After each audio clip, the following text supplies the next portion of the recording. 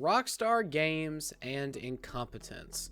Those two words go together just like peas in a pod.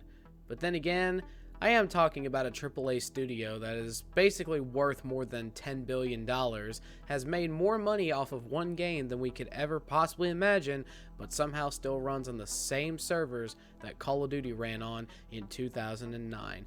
Well, how's it going, ladies and gents? It is I, Mr. Emo Raccoon, back again on this platform we call YouTube, and today we're going to be talking about how happy I am that the Festive Surprise DLC is finally over. First of all, we're going to get into basically everyone's common complaints with how this Festive Surprise was ran throughout the course of the time it was available in GTA Online. This Festive Surprise, while it tried to add a bunch of content into the game, Rockstar completely screwed up everything to make this Festive Surprise fun. So let's talk about the first things that people had a ton of problems with. Rockstar decided to add two new free mode events with this Festive Surprise event in GTA Online. Those being the Weasel Shootout Plaza, which is a reference to the Die Hard movie series, as well as the Gooch, which was a reference to the Grinch. But these free mode events might as well just be entitled Incompetence 1 and Incompetence 2. And here's why. These free mode events could not spawn in the game for a lot of players. I have a lot of friends on my friends list who still actively play GTA who, when they reminded me that today was the last day that snow was in the game, they still hadn't got the WM-29 pistol from the Weasel Shootout. Now, I did remind them that yes, this event was not the only way to get the pistol. They will eventually be able to just buy it so they don't have to waste all of their time like I did trying to get the free mode event.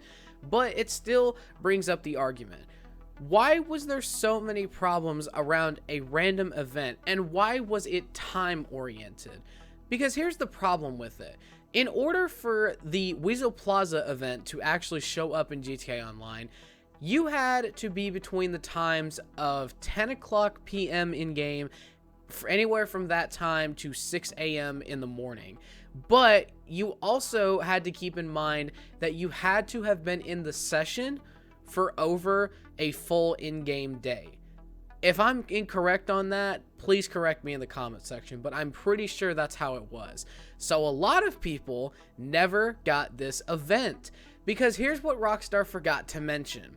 A lot of data miners and leakers, such as people like TezFunds2 on Twitter, tried to explain to people that these events could be done in invite-only sessions, friend sessions, and any other, form of sessions that isn't just a public session. But what they forgot to mention, or at least why people hated these events so much, you needed at least another person before these events would spawn. So much so that people were making entire tutorials on how to lobby hop just to get this to spawn in your session, because you couldn't do this solo. And I have to ask this again. Rockstar, I like when you add free mode events to the game. A lot of people, disagree with me on that, mainly just because of the fact that they are so incompetent when it comes to, not installing, but when it comes to adding the free mode events in GTA Online, because they just don't spawn.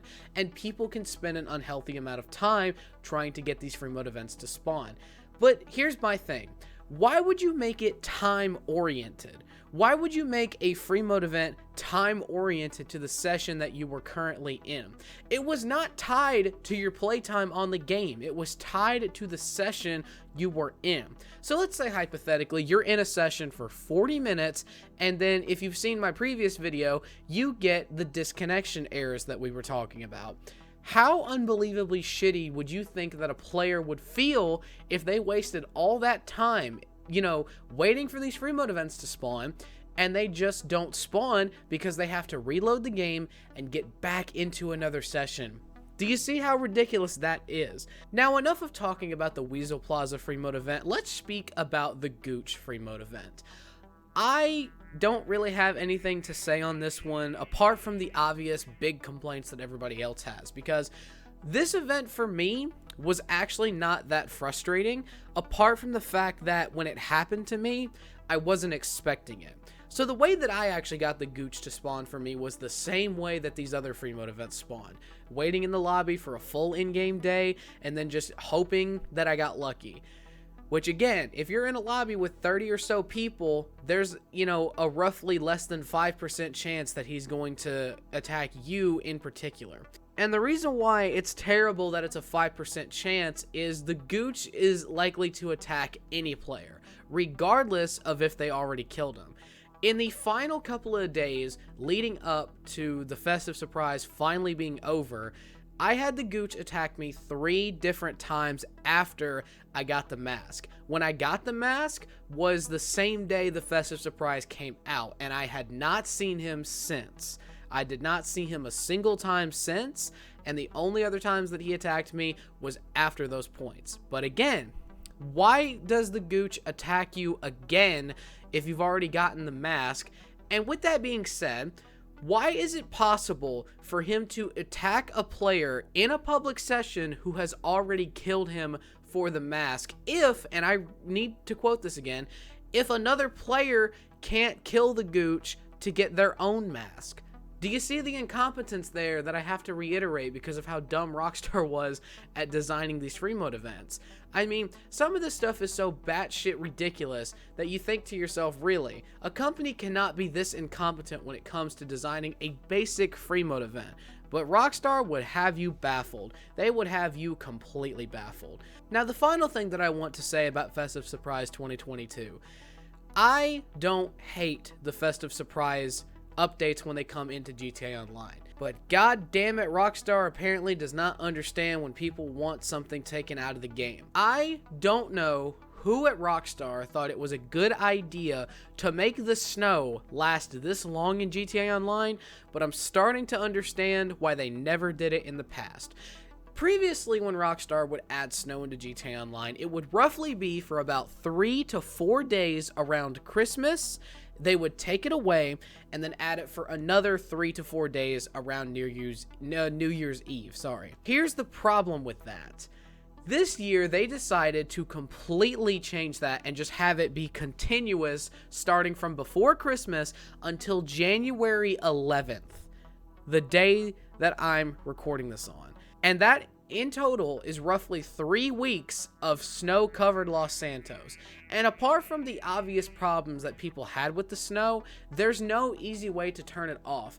Players got to a point in GTA Online where they actually ended up saying, I'm not going to play GTA Online until the snow is gone. Although I do like the snow when it does come to GTA Online, there is such a thing as too much of a good thing. And personally, when you experience the snow on day 1, in my opinion, it's sort of like a gimmick. It's fun to experience, but it gets old quickly because we know it's going to be coming out.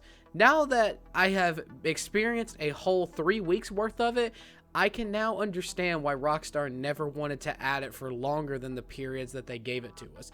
A lot of people said, it's not really fair that we only get snow for like 4 days out of the year. Well, people got what they wanted, and they still complained anyway. I myself am included in that bunch, because I said the same thing in previous years. But overall, in my opinion, I don't hate the Festive Surprise updates, and I really didn't hate this one. I just believe that this is one of the worst ones that we've had. Not only that, I think Rockstar should take the lessons that were brought here and learn. Because here's the thing, I don't hate Rockstar, but I am going to criticize when they make stupid, obvious decisions that could easily just be something more simplified. So their incompetence isn't brought to this extent. Because like I said previously, how are you so incompetent in deciding a free roam event? How are you so incompetent of just having 2 events that players could have easily experienced by themselves, but you chose to put it on a time limit, such as, as we explained before, and in order to activate them, you have to be in a public session. Well, you don't have to be, but you have to be with another player. Like, really, Rockstar?